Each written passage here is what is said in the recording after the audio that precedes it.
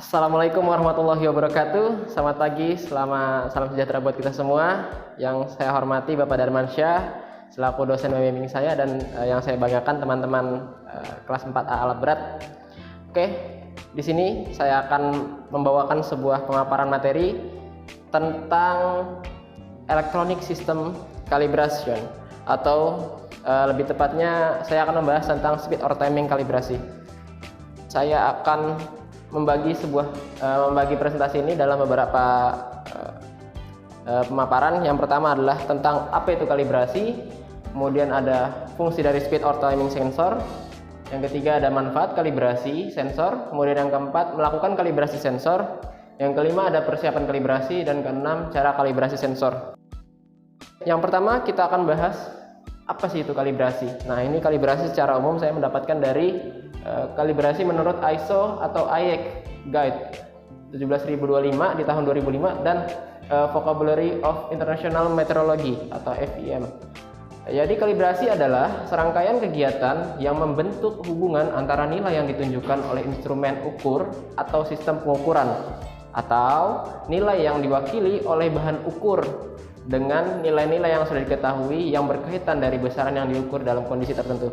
Jadi ini ada hubungannya dengan alat ukur dan nilai yang diukur nanti akan disamakan atau disesuaikan. Oke. Jadi saling berhubungan dia antara alat ukur yang dan hasil pengukurannya.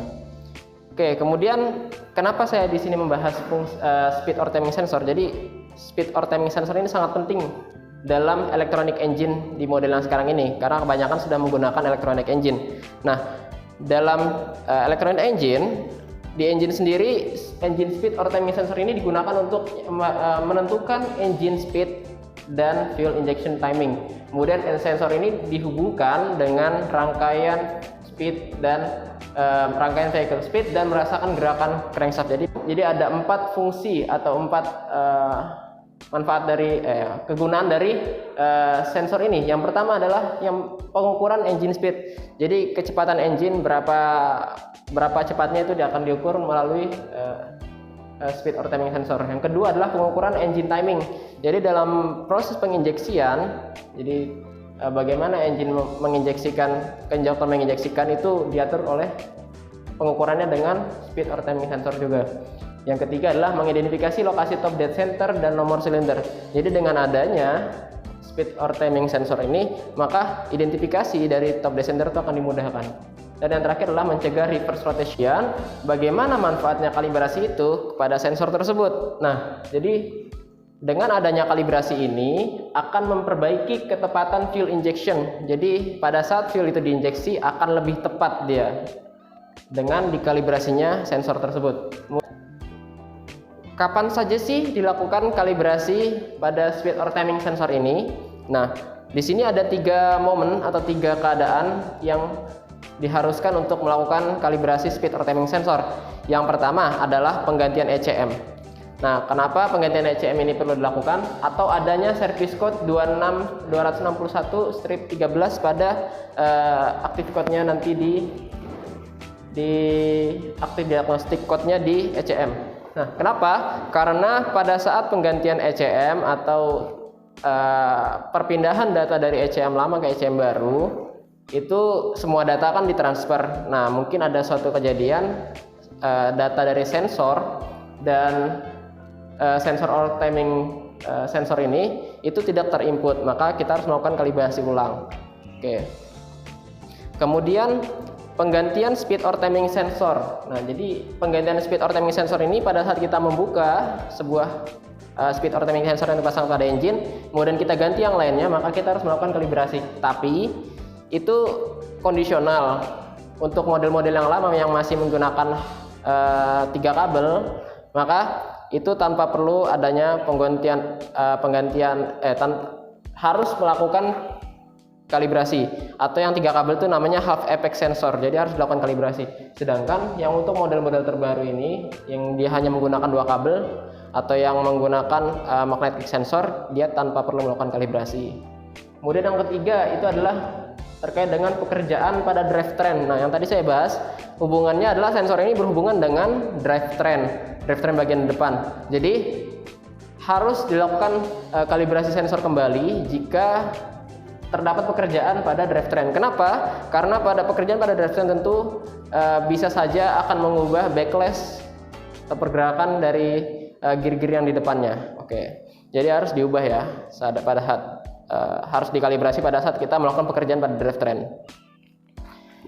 Kemudian berikutnya, persiapan apa saja untuk melakukan kalibrasi? Yang pertama tentunya kita harus punya engine yang untuk dikalibrasi. Engine tersebut nyala, running, kemudian lengkap dia, baterainya atau motor starternya yang bisa dihidupkan intinya. Kemudian ada ET service tool. Kemudian peralatan lain. Nah, bagaimana cara untuk mengkalibrasi sensor tersebut? Oke, saya akan membagi 7 langkah untuk mengkalibrasi sensor tersebut. Nanti akan saya paparkan di video praktikumnya. Yang pertama adalah melepaskan plug yang terpasang pada blok engine. Jadi nanti ada plug pada blok engine tersebut yang harus dilepaskan. Nanti ada posisinya saya tunjukkan.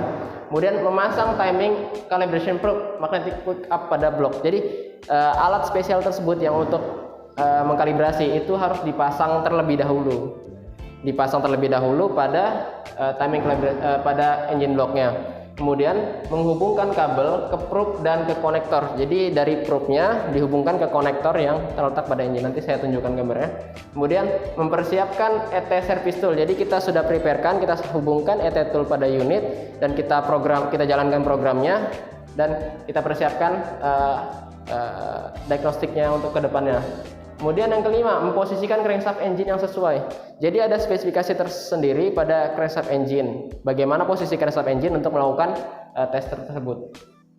Lanjutnya, memasukkan probe ke slot sesuai spesifikasi. Jadi setelah kita pasang, kita masukkan dia ke dalam. Jadi probe-nya kita masukin untuk mengetahui untuk sampai dia ke spesifikasi yang diinginkan. Dan yang terakhir adalah kalibrasi dengan ET service tool. Setelah kita melakukan masukan, kemudian kita runningkan engine dan kita kalibrasi di service tool.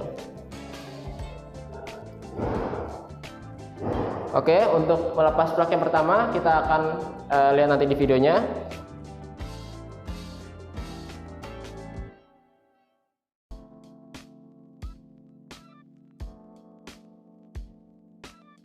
Nih, ini dinamakan magnetic timing calibration probe atau magnetic pickup. Jadi dia bentuknya seperti ini, nanti dipasang di unit sini. Ini di sini slot buat pemasangannya. Kemudian ini yang dinamakan nomor 1 adalah timing calibration probe. Kita pasang di situ, kemudian kita hubungkan kabel ke probe dan ke konektor. Kita hubungkan kabel ini ke probe, kemudian kita kabungkan ke konektor ini juga. Oke, setelah terhubung, maka kita persiapkan ini yang dinamakan ET service tool adalah mengkondisikan agar probe tersebut tidak terkena atau tidak masuk ke dalam slotnya ini, karena kalau masuk dia akan rusak toolnya. Jadi kondisikannya bagaimana? Jadi ini namanya slot-slot yang ada pada counterweight di crankshaft. Ini adalah spesifikasinya di engine C9. Nanti saya menunjukkan di sini spesifikasi untuk C9. C9 itu penginstalannya adalah pada saat dia sudah di top dead center, maka timing kalibrasinya adalah dimasukkan atau dimasukkan ke dalam pada saat si crankshaftnya ini sudah di top dead center. Jadi di piston pertama sudah top dead center, maka dia di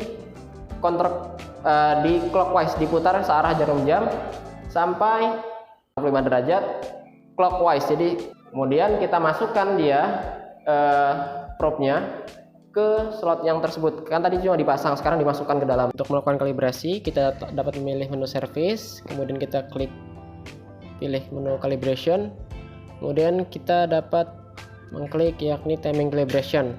Setelah itu kita lihat di situ ada 1900 rpm. Kemudian kita klik continue lagi, dan calibration telah berhasil.